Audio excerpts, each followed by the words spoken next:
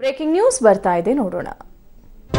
ಮಂಡ್ಯ ಜಿಲ್ಲಾ ಉಸ್ತುವಾರಿ ಸಚಿವ ಸಿಎಸ್ ಪುಟ್ಟರಾಜು ಅವರಿಗೆ ಮಗದೊಮ್ಮೆ ಐಟಿ ಅಧಿಕಾರಿಗಳು ಶಾಕ್ ಕೊಟ್ಟಿದ್ದಾರೆ ಎನ್ನುವ ಕುರಿತು ಬ್ರೇಕಿಂಗ್ ನ್ಯೂಸ್ ಬರ್ತಾ ಇದೆ. ಮಂಡ್ಯದಲ್ಲಿ ನಿಖಿಲ್ ಗೆಲ್ಲಿಸುವ ಹೊಣೆಯನ್ನ ಸಚಿವ ಪುಟ್ಟರಾಜು ಅವರು ಹೊತ್ತುಕೊಂಡಿದ್ದಾರೆ. ಹಗಲು ರಾತ್ರಿ ಎನ್ನದೆ ನಿಖಿಲ್ ಪರವಾಗಿ ಕೆಲಸವನ್ನು ಕೂಡ ಮಾಡ್ತಾ ಇದ್ದಾರೆ. ಅಬ್ಬರದ ಪ್ರಚಾರವನ್ನ ಮಾಡ್ತಿದ್ದಾರೆ.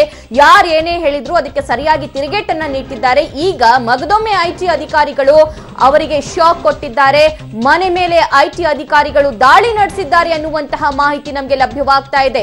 20 ದಿನದ ಹಿಂದಷ್ಟೇ ಪುಟ್ಟರಾಜು ಅವರ ಮನೆ ಹಾಗೂ ಅವರ ಸಂಬಂಧಿಗಳ ಮನೆಯನ್ನೆಲ್ಲ ಕೆದಕಿದ್ರು ಐಟಿ ಅಧಿಕಾರಿಗಳು. ಆವಾಗ ಪುಟ್ಟರಾಜು ಅವರು ಹಾಯಾಗಿದ್ರು, ಏನು ಟೆನ್ಷನ್ ಇಲ್ಲ, ನನ್ನ ಮನೆಯಲ್ಲಿ ಹುಡುಕಿದ್ರೆ 10 ರೂಪಾಯಿ ಸಿಕ್ಕರು ಕೂಡ ಅದಕ್ಕೆ ನನ್ನ ಹತ್ರ ಎಲ್ಲ ಡಾಕ್ಯುಮೆಂಟ್ಸ್ ಇದೆ ಅಂತ ಮಾತಾಡ್ತಾ ಇದ್ರು.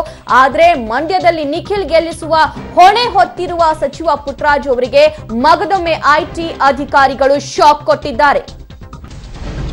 ಒಂದು 20 ದಿನದ ಹಿಂದೆ ಐಟಿ ಅಧಿಕಾರಿಗಳು ಬೆಳ್ಳಂಬೆಳಗ್ಗೆ 5:30 ಸುಮಾರಿಗೆ ಸಿಎಸ್ ಪುಟ್ಟರಾಜು ಅವರ ಮಂಡ್ಯದಲ್ಲಿರುವಂತಹ ಮನೆ ಜೊತೆಗೆ ಸಂಬಂಧಿಕರ ಮನೆ ಮೈಸೂರಿನಲ್ಲಿತ್ತು. ಅಲ್ಲಿಗೂ ಕೂಡ ಶಾಕ್ ಅನ್ನ ನೀಡಿದ್ರು, ದಾಳಿಯನ್ನ ನಡೆಸಿದ್ರು. ಇದೀಗ ಮಗದೊಮ್ಮೆ ಐಟಿ ಅಧಿಕಾರಿಗಳು ಪುಟ್ಟರಾಜು ಅವರ ಮನೆ ಮೇಲೆ ದಾಳಿ ನಡೆಸಿದ್ದಾರೆ ಎನ್ನುವಂತಹ ಮಾಹಿತಿ ನಮಗೆ ಲಭ್ಯವಾಗ್ತಾ ಇದೆ.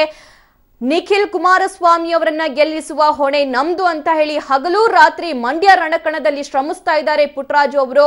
ಅವರ ಸಂಬಂಧಿಕರ ಮನೆ ಮೇಲೂ ಕೂಡ ಐಟಿ ಅಧಿಕಾರಿಗಳು ದಾಳಿಯನ್ನ ನಡೆಸಿದ್ರು. ಮೈಸೂರಿನಲ್ಲಿ ಇರುವಂತಹ ಸಂಬಂಧಿಕರ ಮನೆ ಮೇಲೆ ಐಟಿ ಅಧಿಕಾರಿಗಳು ದಾಳಿ ನಡೆಸಿದ್ರು. ಮತ್ತೆ ದೂರವಾಣಿ ಸಂಪರ್ಕಕ್ಕೆ ಸಿಕ್ಕಿದ್ದಾರೆ. ಸ್ವತಃ ಸಚಿವರಾಗಿರುವಂತಹ ಪುಟ್ಟರಾಜು ಅವರು ನಮ್ಮೊಂದಿಗೆ ದೂರವಾಣಿ ಸಂಪರ್ಕದಲ್ಲಿದ್ದಾರೆ. ಸರ್ ನಮಸ್ಕಾರ. ನಮಸ್ಕಾರ ಮೇಡಮ್. ಸರ್ 20 ದಿನದ ಹಿಂದೆ ದಾಳಿ ಆಗಿತ್ತು, ಮತ್ತೆ ಶಾಕ್ ಇದು ಏನ್ ಸರ್? ಏನು ಗೊತ್ತಿಲ್ಲ, ಏನು ಬಹಳ ರಿವೆಂಜ್ ಪಾಲಿಟಿಕ್ಸ್ ಮಾಡ್ತಾ ಇದ್ದಾರೆ ಐಟಿ ಅಧಿಕಾರಿಗಳು. ಚುನಾವಣಾ ಆಯೋಗನೇ ಕಿಮಾರಿ ಹಾಕಿದೆ. ಈ ನಡವಳಿಕೆಗಳು ಮಾಡ್ತಕ್ಕಂಥ ಸೂಕ್ತ ಇಲ್ಲ ಅಂತ ಹೇಳಿ ಇವತ್ತು ನನ್ನ ಸ್ವಂತ ಮನೆ ಮೇಲೆನೆ ಈಗ ಪಾಪ ಯಾರು ಇಲ್ಲ, ನನ್ನ ಮಗನು ಕ್ಯಾನಸ್ ಹೋಗಿದ್ದಾನೆ, ನಾನು ಕ್ಯಾನಸ್ ಬಂದಿದ್ದೀನಿ. ಇವತ್ತು ಪಾಪ ಭಟ್ರು ಮನೇಲಿದ್ರೆ ಇವತ್ತು ಒಳಗೆ ಸೇರ್ಕೊಂಡು ಎಲ್ಲ ಹುಡುಕ್ತಾ ಕೂತಿದ್ದಾರೆ. ಎಷ್ಟೊತ್ತಿಗೆ ಸರ್ ಬಂದಿದ್ದು ಅಧಿಕಾರಿಗಳು?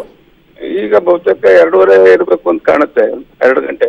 ಓಕೆ, ಮತ್ತೆ ನಿಮ್ನ ಕರ್ಸಿದ್ರಾ ಮನೆಗೆ? ಇಲ್ಲ, ನಾನೇ ಹೋಗ್ಬೇಕು ಅಂತಿದ್ದೀನಿ. ನಾನು ಇಲ್ಲಿ ಚುನಾವಣಾ ಪ್ರಚಾರ ಮುಗಿದ್ಮೇಲೆ ಹೋಗ್ತೀನಿ, ನಾನೇ ಮನೆಗೆ ಹೋಗ್ತೀನಿ. ನಿಮ್ಗೇನ್ ಕಾಲ್ ಮಾಡಿ ಕರ್ದಿಲ್ಲ ಬನ್ನಿ ಅಂತ? ಇಲ್ಲ, ಏನ್ ಆತರ ಏನ್ ಕರ್ದಿಲ್ಲ. ಎಷ್ಟು ಜನ ಹೋಗ್ತೀನಿ, ನಾನೇ ಹೋಗ್ತೀನಿ. ನಾನೇ ಕೇಳೋಣ ಖುದ್ದಾಗಿ ಅಂತಕ್ಕಂಥದ್ದು ಇದೀನಿ. ಮೊನ್ನೆ ಸರ್ 20 ದಿನದ ಹಿಂದೆ ದಾಳಿ ಆಗಿತ್ತು. ನನ್ ಮನೇಲಿ 10 ರೂಪಾಯಿ ಸಿಕ್ಕರು ಕೂಡ ಅದಕ್ಕೆ ಡಾಕ್ಯುಮೆಂಟ್ಸ್ ಇರುತ್ತೆ ಅಂತ ಹೇಳಿ ನೀವೇ ಹೇಳಿದ್ರಿ ಸರ್. ಪುನಃ ಈ ರೀತಿ ದಾಳಿ ಮಾಡ್ತಾರಂತಂದ್ರೆ ಏನ್ ಅನ್ಸುತ್ತೆ ಸರ್? ಇನ್ನೇನಿಲ್ಲ, ಇದರಿಂದ ಏನೋ ಎದುರಿಸಬಹುದು, ರಿವೆಂಜ್ ರಾಜಕಾರಣ ಮಾಡ್ಲಿಕ್ಕೆ ಬಿಜೆಪಿ ಅವರ ಕುಮ್ಮಕ್ಕಿಂದ ಮಾಡ್ತಾ ಇದ್ದಾರೆ. ಸಂದೇಶ್ ನಾಗರಾಜ್ ಹೋಟ್ಲಲ್ಲಿ ಇಡೀ ರಾತ್ರಿ ಎಲ್ಲ ಎಲ್ಲೆಲ್ಲಿ ದುಡ್ಡು ಲೆಕ್ಕ, ಎಲ್ಲೆಲ್ಲಿ ದುಡ್ಡು ಬರುತ್ತೆ, ಎಲ್ಲಿಂದ ದುಡ್ಡು ತರಿಸಿ ಬಿಜೆಪಿ ಬೆಂಬಲಿತ ದುಡ್ಡು ಹಂಚ್ತಾ ಇದ್ದಾರೆ. ಅವತ್ತು ಮಾಡ್ಲಿಕ್ಕೆ ರೆಡಿ ಇಲ್ಲ ಇವರು. ನನ್ನ ಬರೀ ನನ್ನ ಮೊಮ್ಮಕ್ಕಳು ಮಗ ಇರ್ತಕ್ಕಂತ ಮನೆಯಲ್ಲಿ ಈ ಕೆಲಸ ಮಾಡ್ತಾ ಇದಾರೆ ಅಂದ್ರೆ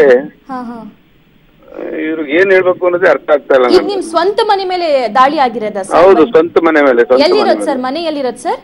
ಮೈಸೂರು ಮಂತ್ರಿ ಇದರಲ್ಲಿ ಸೆಂಟ್ರಲ್ ಪಾರ್ಕ್ ಅಪಾರ್ಟ್ಮೆಂಟ್ ಇದೆಯಲ್ಲ, ಜಾವಾ ಫ್ಯಾಕ್ಟ್ರಿ ಅಲ್ಲಿ.